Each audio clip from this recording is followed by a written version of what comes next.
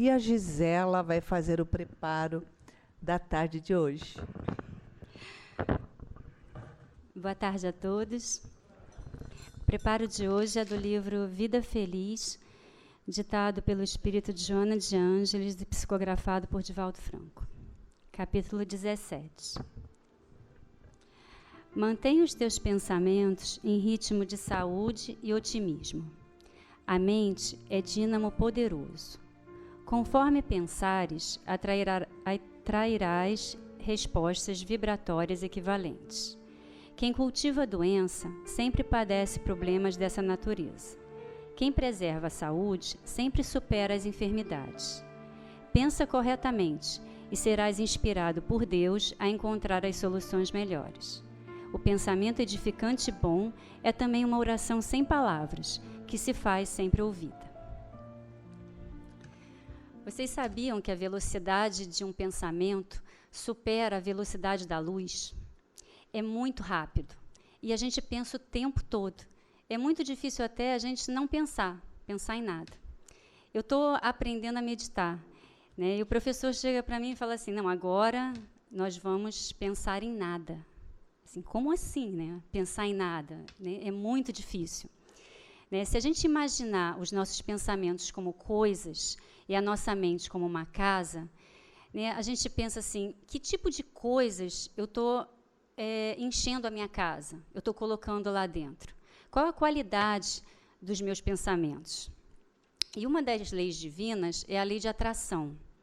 Então, quando nós pensamos, nós criamos uma atmosfera espiritual em torno de nós.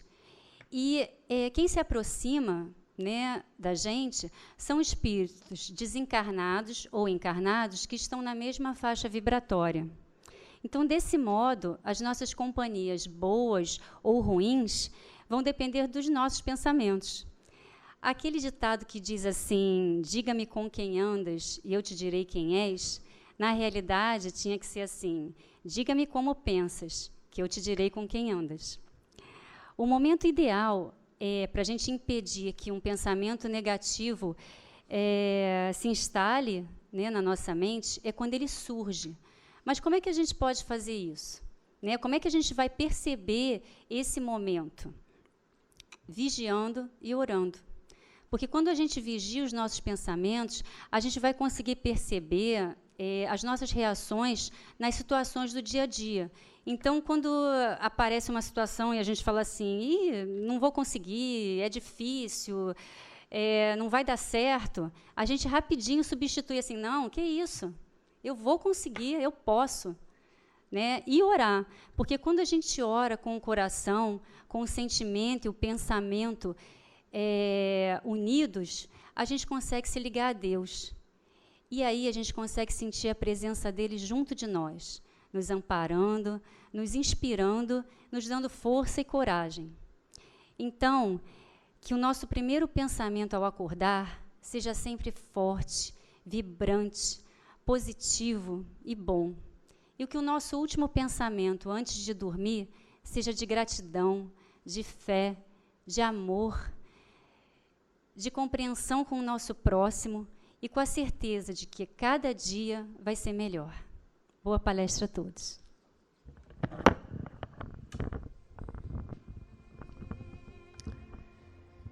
Mestre Jesus, nosso guia, nossa luz, que nos envolve neste início de noite, nos assistindo, trazendo o acalanto aos nossos corações, também acolhendo aqueles que já desencarnaram, para que se sintam amparados, amados e fortalecidos na nova jornada. Pedimos a Ti, mentora querida e amorosa, que envolva com a sua inspiração o trabalhador da casa, Daniel Puerari, nos estudos que ele nos traz na comemoração do 9º aniversário da nossa casa neste mês. Graças a Deus.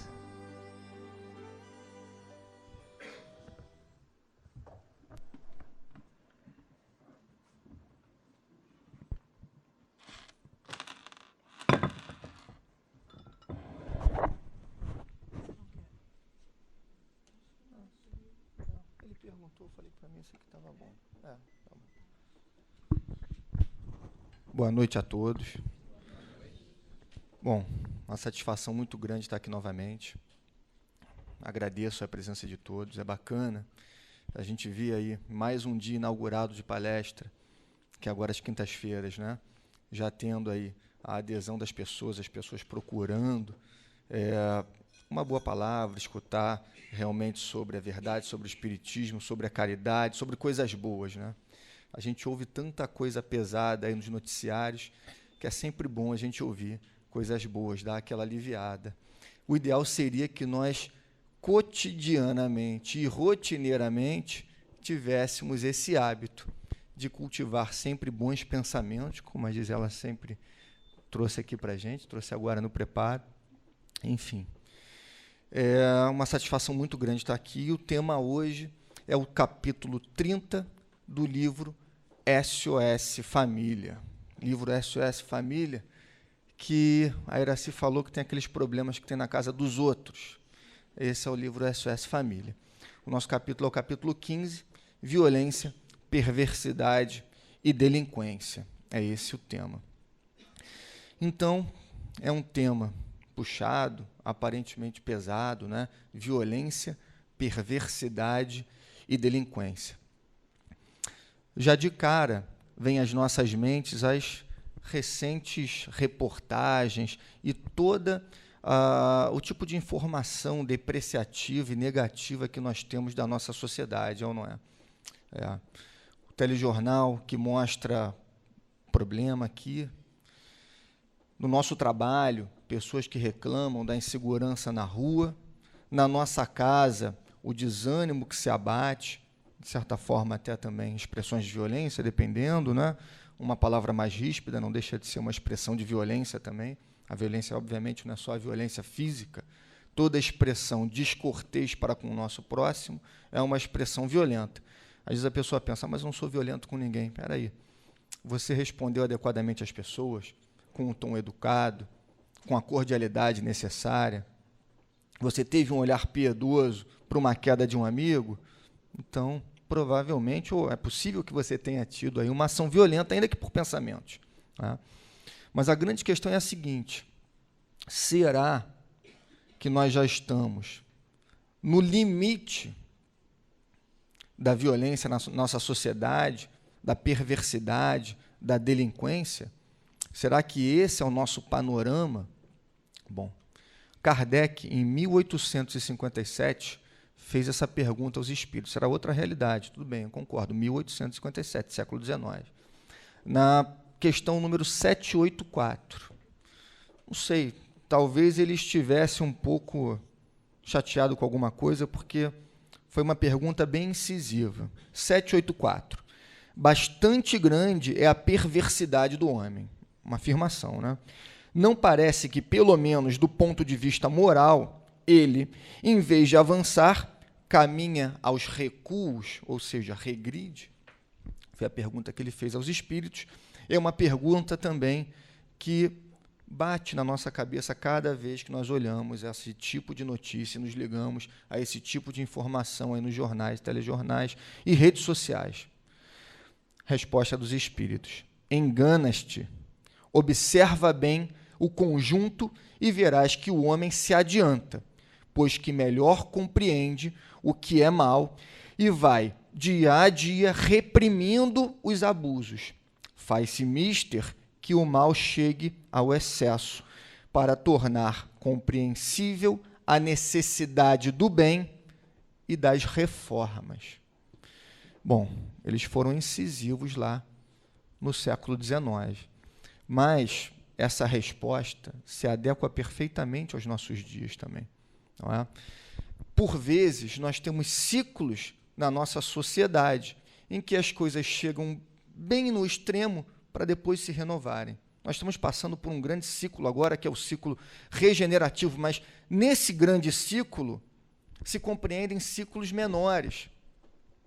E certamente esse nosso atual panorama demonstra, mais uma vez, um caminho limpo e de amor que provavelmente, certamente, já está se instaurando. Algumas pessoas falam, mas com tanta perversidade por aí, olha só, a política, por exemplo, é só um exemplo, eu poderia falar das instituições privadas, enfim. Eu pego porque está muito na mídia e se fala muito disso, né? Bom, eu não sei. Eu não sei se é esse o nosso ponto de vista. Por quê? Também nunca se teve uma consciência tão depurada sobre o que é certo e o que é errado. A perversidade sempre existiu. Segundo os Espíritos, nós viemos progredindo. E a lei de Deus, a lei divina, que é uma lei que não se burla, é a do progresso, amor e progresso. Então, se a lei é do amor e é do progresso, não tem como nós estarmos regredindo. Isso daí seria impossível, segundo os ensinamentos dos Espíritos. Não sou eu que estou falando, está aqui no livro dos Espíritos. Lei de amor, lei do progresso, não seria possível. Será que nós não demos o primeiro passo para uma nova percepção sobre as coisas? E justamente o avanço dessas questões problemáticas não seja o fim de um ciclo? É bem possível. São reflexões que nós tiramos aqui a partir dos ensinamentos dos Espíritos. E é sempre bom, conveniente lembrar, não é, que, até mesmo porque hoje é o dia de combate à intolerância religiosa, é o Dia Nacional de Combate à Intolerância Religiosa, dia 21 de janeiro. Daqui a algum tempo, talvez nós comemoremos essa data de uma forma diferente, um dia de graças ou, não sei, de boas lembranças à diversidade ou à pluralidade religiosa, né? Por enquanto ainda temos aí a intolerância, não podemos fechar os olhos para o mal, isso seria também inútil, a gente precisa perceber o que está acontecendo até para saber no que precisa melhorar. A pessoa que fecha os olhos aos problemas e acha que está tudo às mil maravilhas, quase não progride, quase não evolui. Para as questões sociais nós precisamos também abrir os olhos. Infelizmente, nós temos ainda questões que nos apontam uma intolerância religiosa, coisa que hoje em dia também vem avançando o progresso moral das pessoas e cada vez mais se diluindo esse sentimento de intolerância. Isso é muito positivo. Isso é muito positivo. O nosso país, por exemplo, é um país laico, ninguém é obrigado a seguir nenhuma religião. E isso é muito bacana, porque a partir do momento que nós tivermos o amor na frente, o amor como o objetivo a se alcançar, não importa qual religião o sujeito se filie, ele estará no caminho correto. Religião vem do termo religare, que é religar a divindade, religar a Deus. Né? Talvez soasse um pouco prepotente falarmos que fora do Espiritismo não há salvação. Nós não falamos que fora do Espiritismo não há salvação. Nós falamos que fora da caridade não há salvação. A caridade é uma das maiores expressões do amor. Jesus só pregou o amor e a caridade. Só pregou o amor e a caridade. Muito bem. Passada essa questão inicial, essas reflexões sobre a violência, como eu vinha falando, não é só a violência física, não é? Você tratar mal um colega, você olhar com desdém para uma pessoa, você está sendo violento ainda que por pensamentos.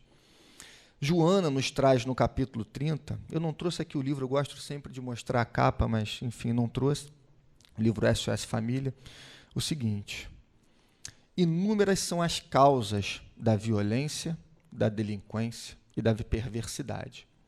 Nós temos causas endógenas e nós temos causas exógenas. Causas endógenas, elas provêm do espírito, provém do indivíduo, de dentro dele.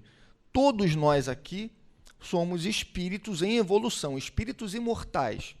Essa é uma realidade que a gente sempre tem que ter na nossa mente. Somos espíritos imortais. A nossa carne morre e o espírito continua. Depois vem uma nova vestimenta, uma nova carne, que também vai perecer, e o espírito acumula experiências e continua. Não é? De acordo com o seu progresso, você adianta, ou nem tanto, né, a sua progressão espiritual, mas tudo sempre de acordo com o seu livre-arbítrio. A lei é de progresso, mas você que vai ditar o timing, você que vai ditar o ritmo do seu progresso. Muito bem, causas endógenas e exógenas. Tem pessoas que, ainda ignorantes, acabam por ter expressões de violência, expressões de intolerância, de incompreensão. Não se sabe o espírito, se ele está no início da sua jornada ou se ele não tem aproveitado muito bem as suas jornadas e acabou escorregando, tendo mais um erro aqui, um erro ali. Perfeitamente compreensível. Deveria ser. E nós temos também causas exógenas. E aqui é um ponto bem polêmico, mas muito polêmico mesmo, porque Joana traz uma das causas exógenas, que vem de fora do indivíduo. Ela explica o seguinte: alguns indivíduos relegados à miséria e ao desprezo total da sociedade, desprezo total, vivem relegados aos guetos e favelas. Foram os dois termos que ela usou, não sou eu que estou utilizando. Pode parecer pejorativo, mas não é. Guetos e favelas. Olha só que interessante. Então, Joana está nos trazendo que os fatores sociais podem sim contribuir para a violência, para a delinquência e perversidade. Não é uma regra matemática, é óbvio. Não quer dizer que a pessoa que vive num gueto ou numa favela tenha uma predisposição a ter violência, de forma alguma. E a nossa realidade e as pesquisas mostram, inclusive, o contrário. A esmagadora parte das pessoas que vivem em lugares relegados pela sociedade, em situações miseráveis, não são violentas ou perversas. Não são. Até mesmo porque são a maioria.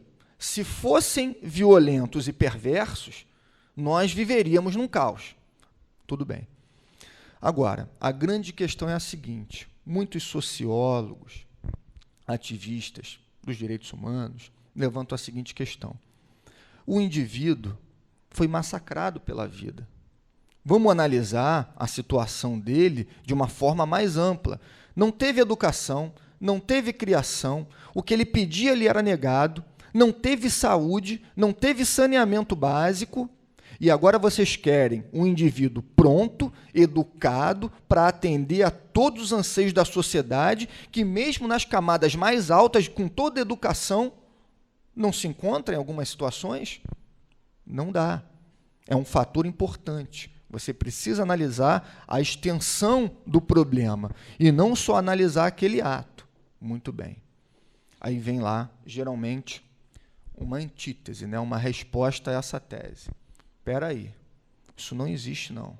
Aí sempre tem uma pessoa mais revoltada, isso não existe, não. Olha só, e o pessoal que segue a linha dos direitos humanos escuta tudo, é um negócio impressionante, se escuta tudo. Se escuta tudo, parece que a pessoa está ali defendendo o próprio mal, e a situação não é essa, não é o indivíduo que é mal ou o indivíduo que é bom, não é? A situação ali que não é boa e o indivíduo acabou tropeçando e caindo naquela situação ou não, mas ele é visto como defensor do mal encarnado na Terra, sujeito que segue a linha dos direitos humanos. Tudo bem, qual seria essa antítese? Olha só, o indivíduo aqui nasceu numa favela, passou necessidade, 15 irmãos, foi espancado, e olha só o que ele conseguiu para a vida dele. Começou a trabalhar desde cedo, hoje em dia ele é um grande empresário, ele ajuda A, ajuda B, ajuda C. Então, não venha com esse assunto de que o ambiente ele acaba maculando ali a personalidade do indivíduo, porque isso daí não cola. Não, olha só, olha só.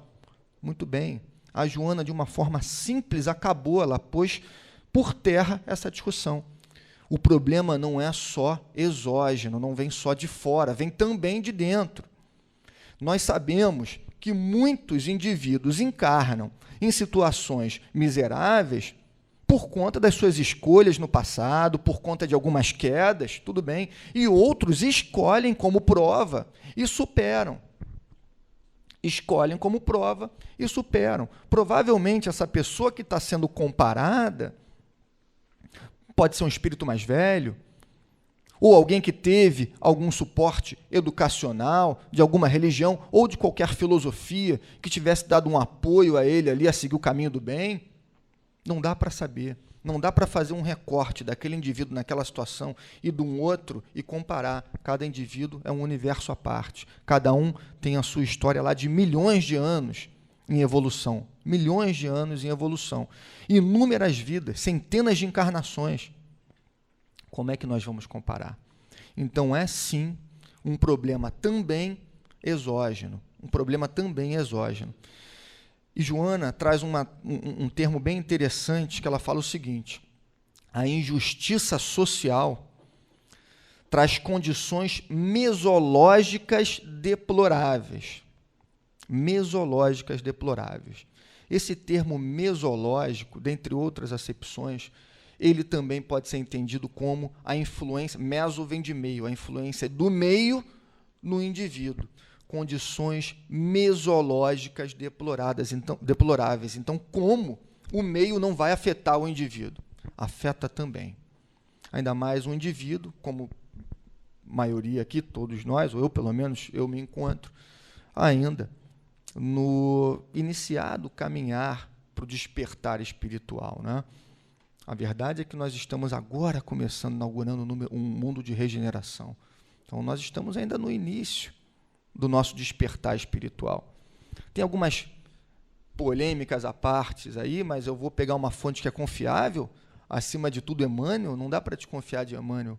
E Emmanuel fala o seguinte: a distância que nos separa dos mundos angelicais é a mesma distância que nos separa dos mundos animais.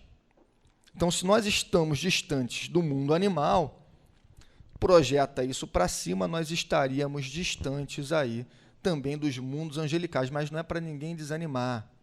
O próprio Evangelho, no final do capítulo 4º, na nota 26, quem quiser depois pode conferir, diz o seguinte: pode sim ser saltado inúmeros degraus de uma só vez, com a autoiluminação e com a real consciência do que é a espiritualidade. Está lá, não sou eu que estou falando também, que pode dar saltos assim, porque às vezes, alguns lugares que a gente vai falar, não, a gente vai reencarnar ainda milhões de vezes, mas calma, ainda me inclui nessa situação, eu fico às vezes um pouco desanimado, calma, pode ser, tudo bem, mas os espíritos nos trouxeram, não dá para duvidar do Pentateuco, né? Não dá para duvidar do Pentateuco. Pelo contrário, a gente tem que pegar, às vezes, outras obras e olhar à luz da base para ver no que se confirma ali exatamente, né? Por isso que é sempre bom pegar as fontes confiáveis. Todas as fontes que nós trabalhamos aqui na casa são confiáveis, indicadas, não é? Que tem cursos sendo oferecidos, isso daí sem sombra de dúvidas. Então, eu fico à vontade para trazer esse panorama aí para vocês. Muito bem. Analisando isso, no que cabe à família, já que essa é uma questão que está no livro SOS Família, toda essa injustiça social, a influência desse meio na sociedade e na personalidade dos indivíduos, o que eu tenho a ver com isso, eu com a minha família? Poderíamos pensar, né? O que eu tenho a ver com isso? Eu trabalho, não faço mal a ninguém, pago meus impostos. Se levam lá para o outro lado, não tem nada a ver com isso. Eu pago lá, pago IPVA, pago imposto de renda, pago IPTU, eu pago tudo que é imposto. Então, eu não tenho nada a ver com isso. Só que não parece ser também a mensagem que Joana nos trouxe, não é? Nós temos que ser pacíficos, mas não passivos, principalmente no que se trata da estrutura básica, da célula principal da nossa sociedade, que é a nossa família. O que Jesus trouxe? Qual foi a doutrina de Jesus? Para não falarmos aqui só do Pentateuco, das obras da série psicológica, de alguns autores, que são fundamentais no nosso atual estágio, mas voltando a Jesus, que é a base de tudo, Moisés, Jesus, o Espiritismo, para a gente aqui, para a teoria ocidental, né? Moisés, Jesus e o Espiritismo. Qual foi a base de Jesus? O amor. Jesus só pregou o amor. E se nós não conseguirmos, na nossa própria casa, educarmos os nossos filhos e a nossa família para o amor, como é que você vai cobrar o amor de um indivíduo que sequer tem conhecimento do que seja isso, pela vida, às vezes miserável, que leva? Nós cobramos muito, mas na hora de fazermos a nossa parte, a situação fica um pouco mais acomodada, não é? Porque está indo, está bom. Agora, o despertar, ele é fundamental para o indivíduo, despertar para a realidade espiritual. Nós não estamos aqui à toa, que a carne vai morrer, o espírito vai continuar, que tudo que a gente deixar de fazer aqui hoje, a gente vai colher amanhã. Não só o que a gente fizer, mas o que a gente deixar também de fazer, não é? Não basta não fazer o mal. Não basta não fazer o mal, há que se fazer o bem. Não sou eu que estou dizendo isso, palavras de Jesus. E quando nós analisamos uma situação trágica, um irmão que cai no erro, se mete num roubo, ou numa situação degradante qualquer, punida pela nossa lei e pela sociedade também, qual é a nossa resposta a esse ato? Qual é a nossa resposta a esse ato? Será que é uma resposta de piedade? Jesus trouxe isso para a gente, o amor, a piedade como caminho. Será que é uma resposta de amor, amar o próximo como a si mesmo? Se fosse um filho, será que o nosso pensamento seria o mesmo? Vendo o filho cair em erro, ou vendo um indivíduo que nasceu num gueto, que teve condições exógenas, degradáveis ali, degradantes, martelando na sua mente durante toda a sua infância e juventude. Eu vi outro dia um vídeo, eu não gosto de ver esses vídeos não, mas às vezes é interessante para poder analisar uma coisa ou outra. E esse vídeo eu não me arrependi, porque foi muito interessante. Um indivíduo no centro do Rio de Janeiro, se eu não me engano, na Avenida Rio Branco, próximo ali à Rua do Ouvidor, uma das esquinas de maior movimento do Rio de Janeiro, foi pego furtando ou roubando. Subtraiu alguma coisa ali e saiu correndo. Foi pego por transeuntes lá. Tudo bem. Pegaram o indivíduo, tacaram ele na parede num canto, e nessas horas vem uma multidão batendo, xingando, chutando, arrebentando. E na hora me veio à mente a conhecida e batida passagem que não só cristãos conhecem, eu acho que todo mundo conhece, da mulher adúltera. A mulher que ia ser apedrejada porque tinha cometido adultério, estava todo mundo com pedra na mão, e simplesmente Jesus intercedeu por ela, e teve aquela frase, quem não tiver pecado, que atire a primeira pedra. Enquanto isso, ele escrevia no chão. Todo mundo foi largando as pedras, olhando para Jesus, olhando para a moça, largaram as pedras, foram embora, Jesus escrevendo no chão, e ele perguntou uma hora para a moça: alguém que te condenava está aqui ou não? Então eu também não te condeno, vá e não peques mais. E o que ele escrevia no chão? Estou pulando assim bem rápido, que é uma história geralmente conhecida por muitos, né? O que ele escrevia no chão? Adúltero, corrupto, ladrão. E as pessoas que se identificavam com aquilo, que estavam com as pedras na mão, porque eu só vejo o mal no outro se eu tenho em mim, foram largando as pedras e foram embora. E o que é interessante dessa situação que aconteceu no centro do Rio de Janeiro?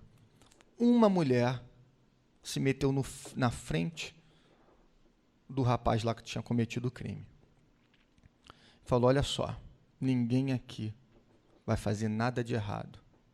Não vão apedrejar, não vão bater. E as pessoas extremamente revoltadas. Amanhã é a senhora, sai da frente disso. Falaram nomes lá, intitulando o sujeito, né? Sai da frente, desse daí. E ela, não vou sair da frente, eu não vou sair da frente, eu não vou sair da frente. Qual é o problema dele? Ele cometeu um erro. O que a lei fala? Tem que ir preso? Estou esperando a polícia, ele não vai sair daqui. Todo mundo querendo massacrar. Estavam querendo perguntar o que o cara estava fazendo ali, não estavam querendo só xingar, querendo massacrar. E inúmeras outras situações eu vi desse mesmo estilo. Até na praia de Copacabana, numa dessas manifestações que tiveram aí populares, um indivíduo que foi pego, e pessoas aparentemente educadas, bem apresentadas, que tinham um linguajar que você percebia que teve ali uma certa educação tradicional, querendo espancar o indivíduo que estava sendo levado pelos policiais. E aí eu penso, já tem 2000 anos, 2000 anos, e acontece a mesma coisa, né? Acontece a mesma coisa. Até que quando a gente vai realmente despertar? Até quando a gente vai... A partir de quando, melhor dizendo, a partir de quando a gente vai despertar? Não é? O tempo urge. A regeneração está aí. E não adianta eu olhar para o outro querendo a mudança, que essa mudança venha do outro, se eu não mudo a mim mesmo. Jesus veio trazer uma mensagem de mudança interior que cada indivíduo precisa ter para se sublimar. Jesus veio disseminar a mensagem de amor. Ele não veio impor. Se ele quisesse, ele poderia impor. Se Jesus quisesse, Jesus poderia, mas ele não veio impor. O amor não impõe. O amor desperta. A questão é que o amor só pode despertar, e as coisas boas só podem despertar com uma reforma íntima, um trabalho interno do indivíduo. E a doutrina espírita ajuda, como toda e qualquer religião que esteja pautada no amor. Eu vi uma postagem muito interessante da fanpage da Joana. Tem lá uma fanpage oficial da Joana, e estava comemorando o Dia da Intolerância, lá, o combate à intolerância religiosa, e falava o seguinte: toda e qualquer, palavras de Joana, decisões que são pautadas no amor merecem atenção e carinho. Toda e qualquer religião pautada no amor merece atenção e carinho. Nós não precisamos impor a nossa visão. Olha aqui, o espiritismo é isso, você tem. Se a pessoa tem uma tendência a procurar um lugar, ou ela, por si só, já despertou o amor e tem um bom trato com um semelhante, não há o que se fazer com essa pessoa, ela já despertou. Daí é o caminho dela. Agora, até que ponto nós despertamos? Nós vemos sempre o outro, mas até que ponto nós despertamos? E julgamos muito. E o que Jesus disse? Não julgueis para não serdes julgados. Toda a força que eu coloco num julgamento contra um indivíduo, ela primeiro me dilacera, para depois, se for o caso, depreciar o indivíduo lá que eu estou julgando, mas primeiro e acima de tudo, me dilacera.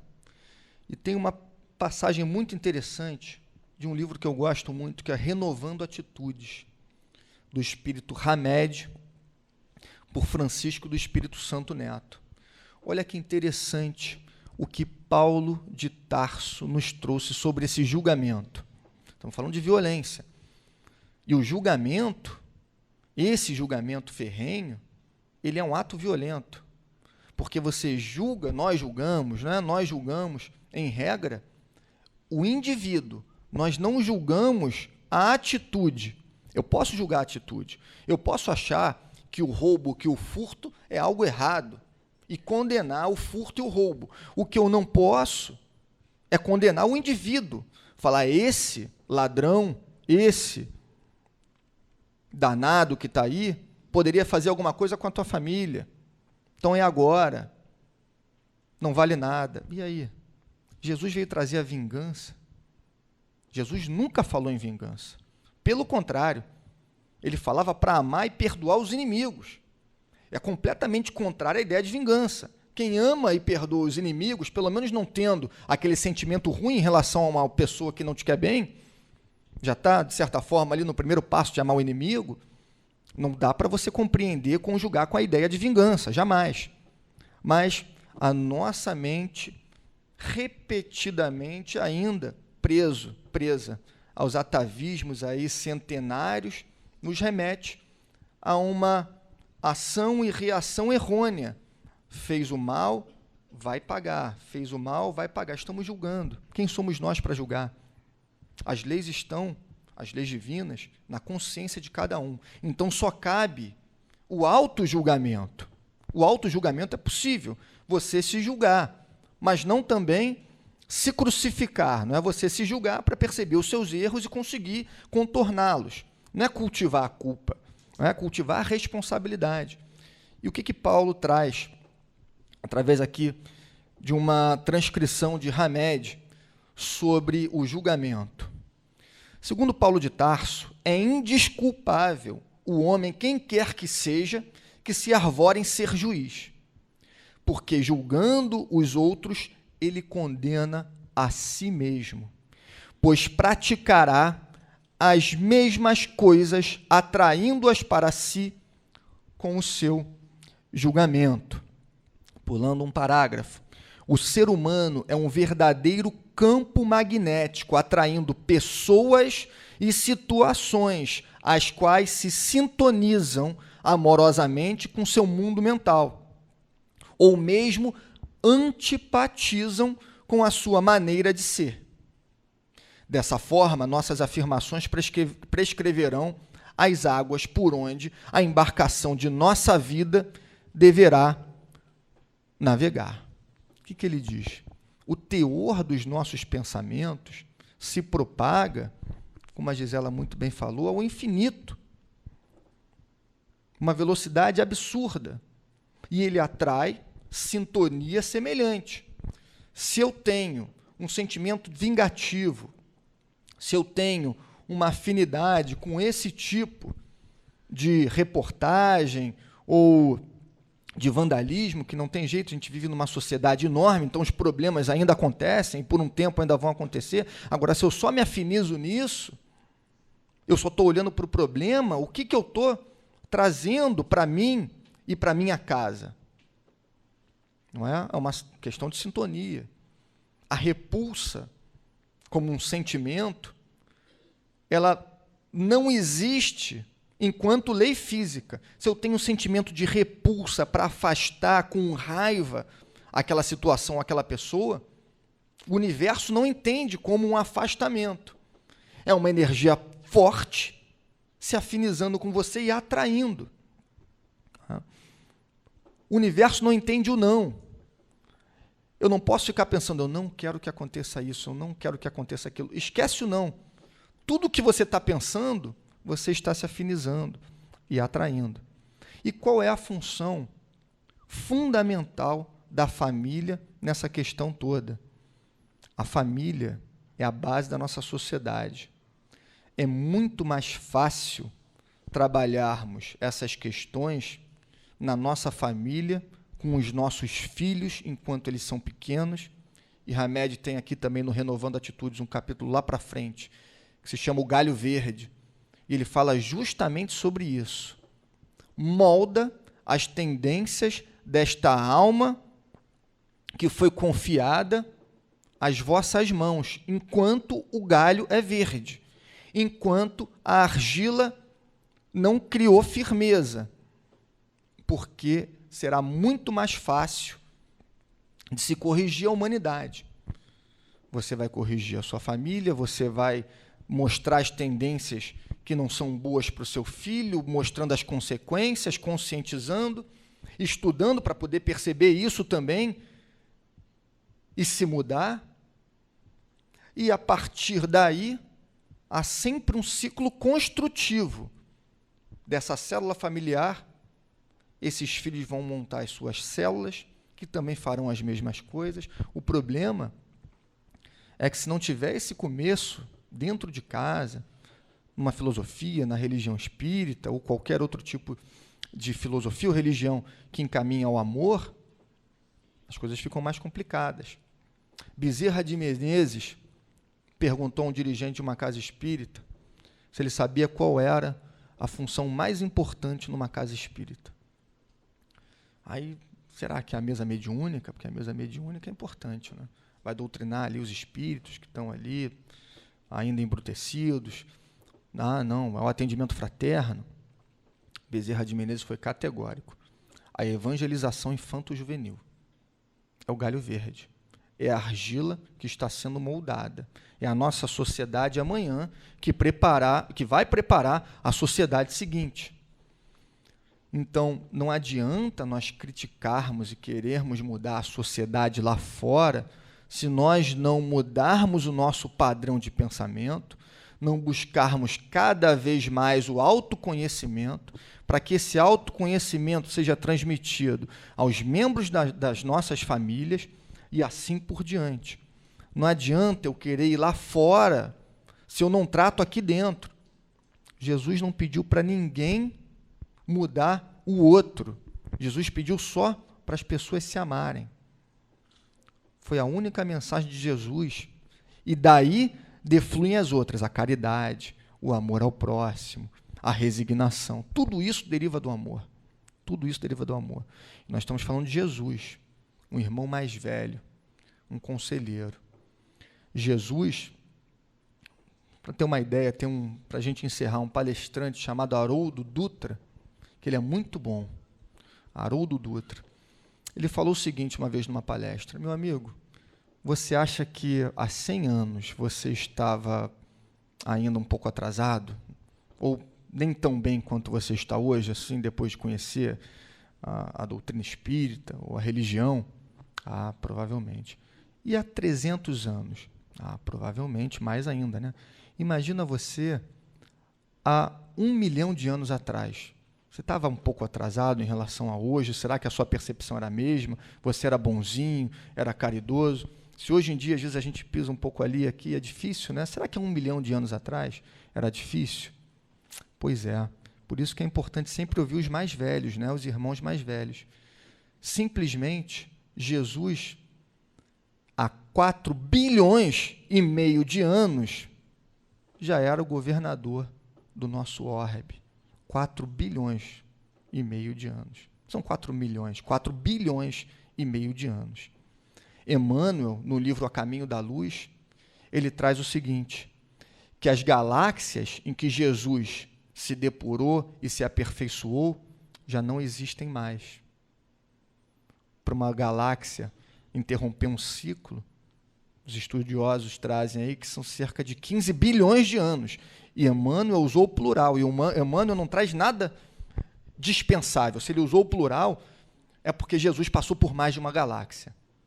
E aí, pelo menos 30 bilhões de anos de evolução.